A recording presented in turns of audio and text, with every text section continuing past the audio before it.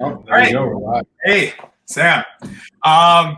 Welcome, folks. We've just wrapped up a very invigorating workout with Alan Acevedo, a.k.a. Create Your Energy on Instagram if you guys want to go and follow. This is the Earn Your Booze sponsored by Milagro.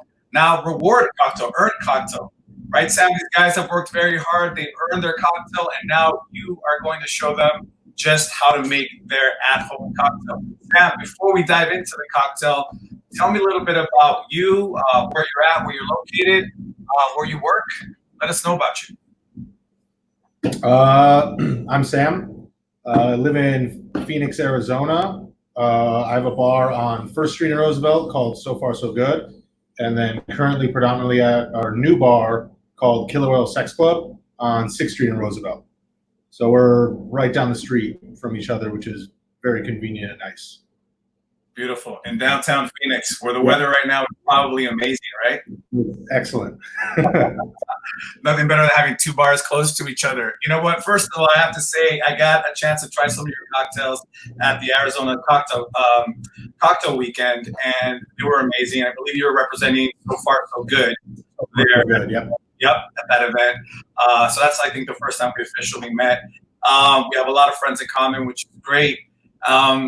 So tell us what you have in mind for our drinkers here for their at-home cocktail. But more importantly, I'm always interested in what inspired this cocktail.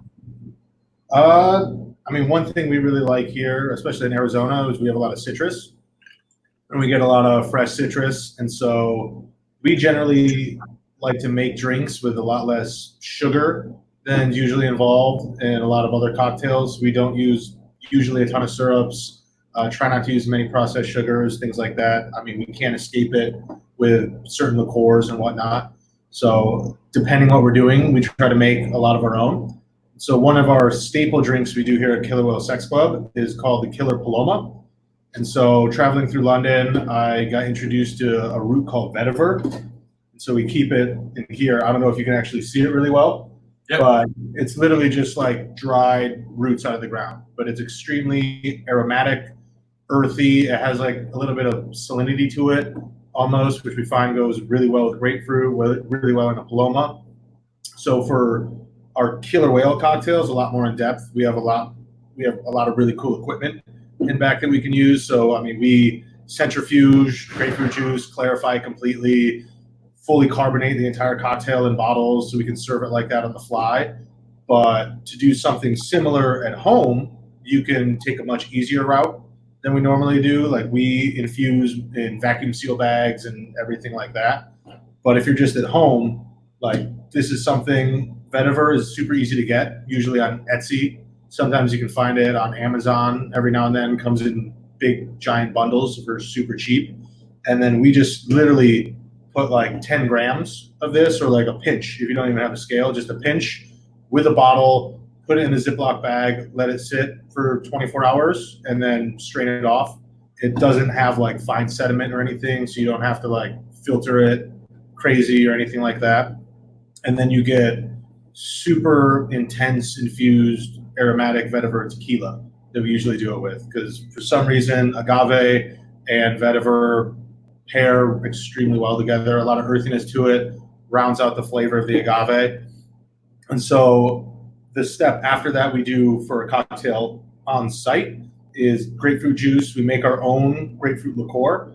So we do a ton of grapefruit zest into vodka, clarify grapefruit juice, cut that down, add citric, malic acid, sugar, and make our own liqueur. But instead of that, you could just, I mean, it's similar, but you could buy Giffard grapefruit liqueur, Giffard pamplemousse, which is one of our favorites that we like to use a lot. But for this cocktail that we're going to do for home, we're going to recommend Giffard peach, because stone fruit, vetiver, agave, it's going to add a little bit more character to it and definitely be different than just a normal grapefruit profile. Because we're still going to go with fresh pressed grapefruit juice, lime juice, like you would in a normal Paloma, to add acidity, since we're not adding our own with citric or malic acid. We still want to get acid from lime juice. Our grapefruits right now aren't super acidic. They're a lot sweeter right now this time of year. So we're going to need a little more lime juice than usual. We actually did ours already in a blend. so I don't have to pour multiple things out of a bottle and mess up and spill everywhere.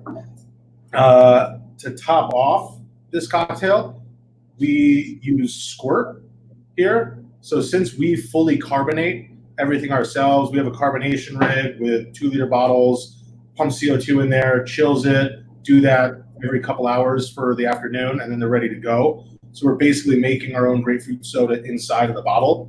But since I assume most people don't have the ability to do that at home, literally just regular glass bottle Squirt is going to be the way to go. Absolutely delicious. All the carbonation you need. I mean, you can buy it anywhere. You can use the canned Squirt. We use the glass bottles just because they look cooler. And we keep these on site for whenever somebody just wants a regular Paloma or anything like that. You have the Mexican. Mexican recipe. Yeah, yeah. The solid OG Squirt. Right. Yeah. For the people that aren't aware, I'll dumb it down. So a Paloma, in essence, is nothing more than your Milagro Tequila, grapefruit soda. If you want to do it, in Mexico, commonly served is with Mexican grapefruit or fresca, which few little known tidbit here. That is an actual diet here in the U.S. But in Mexico, fresca is non-diet, so it has a little bit of a different flavor. So depending on the region you're in, usually you have grapefruit soda, a pinch of lime, a squeeze of lime, a pinch of salt, and essentially your tequila. That's a dumbed-down version of the original version of a Paloma. The more fresh version that you're referring to is one with fresh grapefruit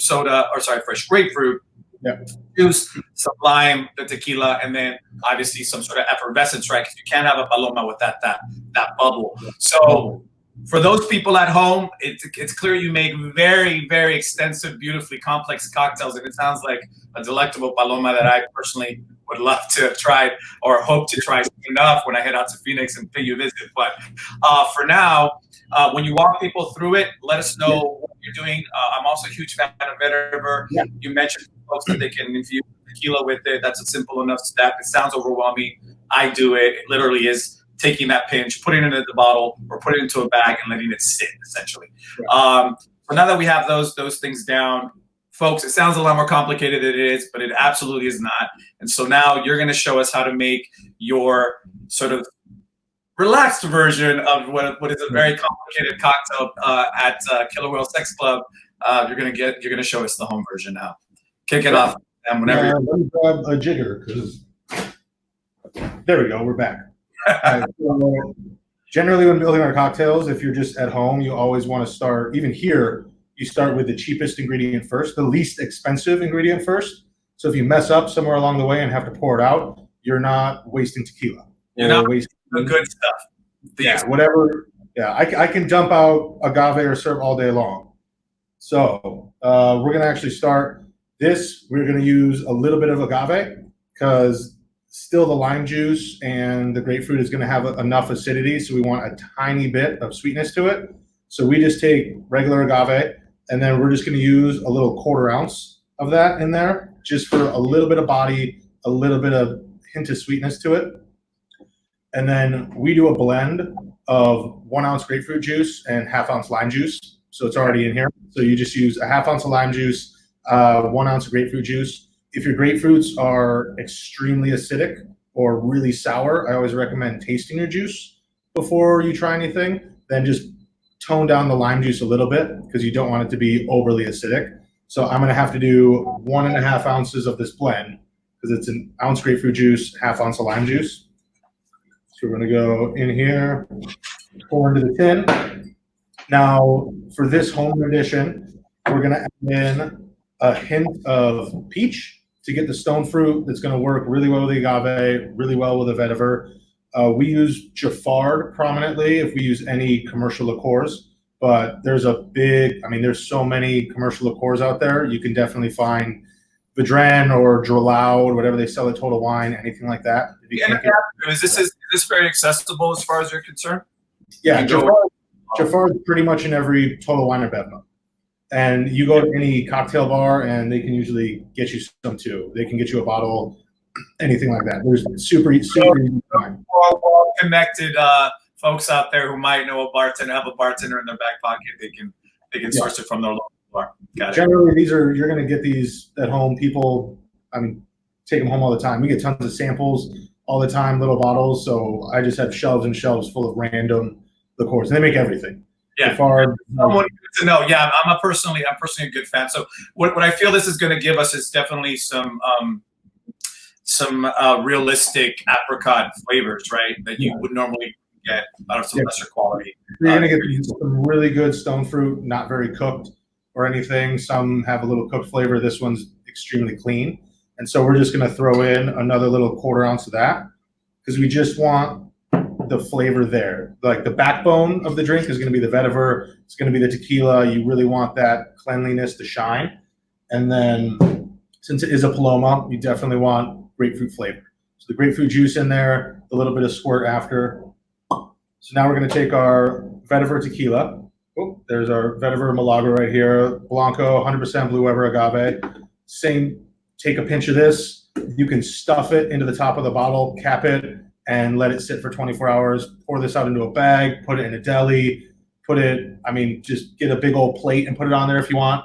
I guess that's a little more dangerous route, but it can work.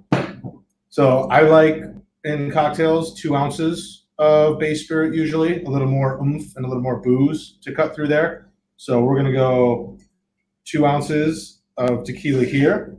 Gonna put the cap back on there. And now all of our ingredients are in here except our squirt. And since that's gonna be the last thing we add, we're technically adding dilution with this ingredient, right? So we're gonna add about 2.5 ounces of this.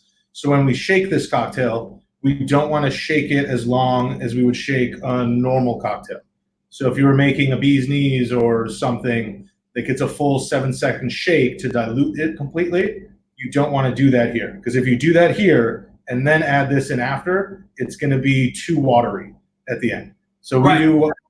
Right. So for the sake of the consumers listening in right now, or folks, and I'm sorry for using such technical terms, drinkers, right? Our friends, people such as ourselves who like to drink, beyond bartending, beyond the things that we do professionally, you and I, a lot of folks are just big drink enthusiasts, right? And oftentimes they want to know why we do what we do, and everything you've explained so far has a reason, and you've definitely set a good context. In this case, what we're essentially saying is we don't want to overwater the cocktail by over shaking it. To your point, we know that the soda is going to bring in some water with it, and so you want to keep the integrity of a cocktail, that sort of that Paloma fruitiness from the apricot, all that sort of retained in there and kept in a very sort of represented hearty way. So for folks, all that means out there is literally, when you guys go to shake it lesser amount of times than you normally would. People, it's funny because people have the tendency to overshake and over dilute their cocktail or undershake, right? But you probably have friends that they have you make a cocktail, they'll tell you, "Hey Sam, is this right?" And they do and you're like, hold on, you need a little bit more. And there's reason for that, but for argument's sake, we're gonna watch you. I think that's the key here. We're gonna watch you shake it, and as long as it takes you, that's a good rule of thumb for us to employ at home, right? Cool. I'm gonna put a little bit of this in here. So before we shake, I like to get a little bit of salt on the rim of the glass. You don't have to, but I generally do. Paloma, tequila drinks a lot. We'll get a little bit of salt, helps with the acidity, helps with the agave. I prefer the taste of salt on a handful of my cocktails. So literally just get the rim of the glass wet, put it in there, and now you have a salted rim. One of the most, as an ambassador for the brand and the category, one of the things I get asked most is, Jaime, how can I make this less caloric, especially with folks not trying to mind and balance between, working out and imbibing, and that's what this is all premised around, right? Earn Your Boost is about that earn it mentality. Work out hard, play hard, have a cocktail. You've earned it. You deserve it. And so, what I say to folks, building on your commentary about salt, is that not only does it open up a drink, it helps to set it off in your palate, but it's a very minute amount, and it really doesn't have the infliction that people think sometimes in terms of, oh, it's bad for me. It's just enough to set off the cocktail so that everything, when it goes into the palate, just starts to really open up. It's like the addition of salt into a beautiful cooked dish. Well, you know that without that addition of salt, you're not going to get it to fully open up and sort of bounce on the palate. And I'm 100% with you. I think agave in general, there's something there's something about it that just really plays well with salinity in general. Just salinity, anything, salty, anything. So I'm with you. So for folks that can't do or don't want to do, maybe they could throw a little pinch inside, or maybe they can do a half rim. Would you recommend that? Oh, absolutely. Yeah. I mean, the salt is always a recommendation and an option. It's definitely not something that's going to make or break the cocktail, but it can definitely open it up a little bit more if you enjoy that. But it's not, leaving it out isn't going to take away from it in any amount that you would really need to worry about or anything. So definitely, if you're not a fan of sodium, or if you want to limit it or whatever, then you're more than welcome to leave it off entirely. Great. I think we got time to shake this up. Yeah.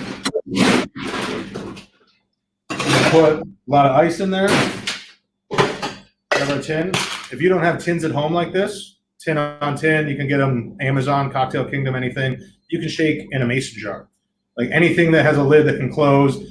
I know if everybody's working out, I have shaken cocktails in protein shakers, and you can do it. You can leave a shaker ball in there too. Like you can shake them in there, pour them right out. Guilty. Like, that's probably the biggest takeaway today is if you don't have a shaker, use that. Earn your booze. Use whatever you have on hand. I've been there as well, and it absolutely does work.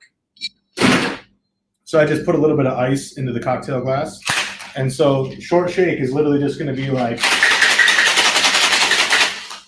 3 seconds. Open it up. I agree, but that's longer than most people realize. And I always say to people, a 7 to 8 second shake is going to dilute your cocktail down by about 30%. Right? And you want that in most cases. To your point, you just exemplified why here we don't, and that's because we're going to add in some of that beautiful Mexican grapefruit soda. And as most Paloma lovers know, it's not a Paloma until that grapefruit soda. So I'm going to go and I double strain everything. You don't have to. You don't even have to strain anything if you don't want. You can literally just pour it directly out of whatever. You can just dump the whole thing straight in with ice. I remove it a little bit, get some ice chips out. If there's if you happen to have any grapefruit sediment or lime juice that you didn't, when you were juicing, you forgot to take out, forgot a seed, something fell in, then that's just an easy way to get it out. So then now we're going to take our squirt, we're going to top off the cocktail, and then that's going to be it. So you're going to have our vetiver Paloma at home with a little bit of stone fruit in there, and then cheers. Cheers. I'm going to cheers you. I have my own little Milagro Select Bowl Reserve here myself reposado. So cheers to you, Sam. Thank you very much. We have about a minute and a half or so. And I'm imagining that this is the Paloma that you're having. Delectable stuff, but it probably doesn't taste anything quite like that. I'm a huge Paloma fan myself. One of the most asked questions I have whenever I engage people in tastings or what have you, tequila seminars, is Jaime, what is your favorite expression in terms of the neat tequila, and what do you like to drink it in? And of course, the assumption is that I'm going to say absolutely neat or in a margarita. And the fact is, Palomas are my thing, my jam. Yeah. They're just so light, refreshing. They go down very easily. I think it's a great earned cocktail. Do you have a specific name for it? Ooh, this one. I think we're going to call this the. Oh man, he's going to have to come up with a name now. Now's the time. Maybe it's for our earned audience. It's for people out there that just worked off. Worked out and worked off all stress of the week, and now they're treating themselves to a homemade cocktail. I mean, I would say it's. I don't know. It's going to be like a field of peaches in here with all that stone fruit. Yeah, I'm going to call it Earn Your Peach. Earn your peach. Earn your peach, Paloma. Well, Sam, we ran out of time, man. But thank you very much. Thank you. The time.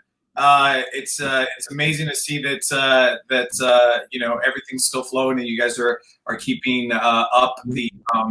Let me ask you this one last question before we disconnect. Obviously these are pressing times. There's a lot going on. we talked a little bit before we went on air about what you have going on, and you're clearly keeping busy, and that's kind of what I was alluding to. And it's to see that you're keeping busy, providing to-go cocktails, is what you were telling me, to your audience, your consumer base, your customer base, while everybody is spending more and more time, increasingly more and more time at home these days. I guess I just wanted to get your take on it. How are you keeping busy? How are you? You clearly work out, so how are you managing? You know, more often than not, we're told there is a part of this program is because we all know that a few of us have very balanced work lifestyles, right? Yeah. Now most of us have nothing but time. So what are you doing with that time? How are you keeping busy? Do that. Most of us like to be busy. How are you hanging? I mean, I spend a lot of time here now still in the bar. I feel like I'm here almost as much as it was when we were open. But when I'm not here, try to work out in the morning, do something, ride a bike, go on walks, stay active, do push-up challenges on Instagram. While we're here, we actually opened a website, killerwhalesexclub.com, and we do most of our cocktails to go. If you're in the state of Arizona, you can get them delivered. You can come pick up too. So pretty much almost everything we serve is on our website right now, bottled, that we could bottle, that's shelf stable. And we're still coming up with new cocktails. So we just did 2 new ones this week. So it's like a little way to keep staying creative, is we're still being able to come out with mini menus of cocktails. So it's given us like a little bit of outlet and forcing us to be creative because we stopped buying booze.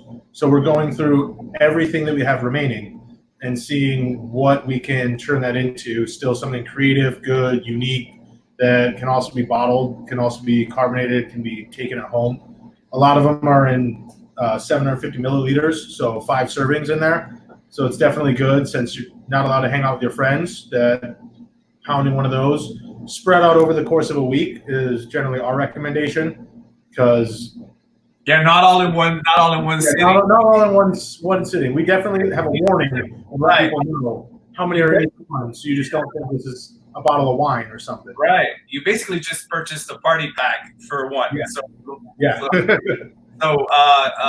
you know, it definitely is key to balance it out. Well, on that note, repeat for us again, for those people that are viewing that are local to you, how are you there to go? So you're asking people to come in, sort of contactless, sort of pick up system you probably have going on.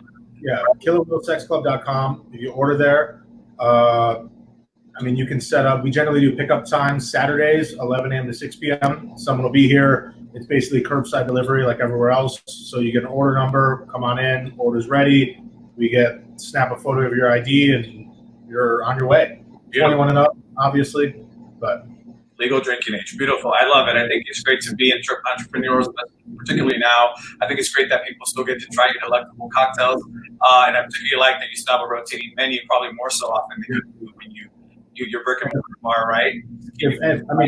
If anybody else out there needs help with their bar or restaurant of doing this stuff, getting a to-go program, getting a website, anything, we have nothing but time in the world to help out with any of that. So That's a great offering, and I'm sure our viewing audience, the viewing audience, will appreciate that. This is going to air, and this is airing on the Hospitality Live via Twitch, right? So I'm sure any other bars out there struggling or wanting ideas, I think now's the time for all of us to come together and share the know-how, right? We can keep getting drinks into those people's hands that keep us all employed, and people love to taste our tequilas, your drinks. And so now's the time to come together and definitely spark some creative ways. For the home bartender, don't ever feel afraid to hit us up on Instagram and ask questions too. Oh, beautiful. We get tons and tons of questions of how to do stuff, how do you do this, recipe recommendations, anything. And you're like, always no, that's great. What I'm going to do is, we're going to make sure to list everything on your contact list info down below. Sam, Ken, thank you very much for kicking us off. Sharing your booze, earned cocktail. There'll be another workout coming next week. But for now, we're going to sign off. Thank you very much, man. Appreciate it, man. Thank you. Cheers. Salud.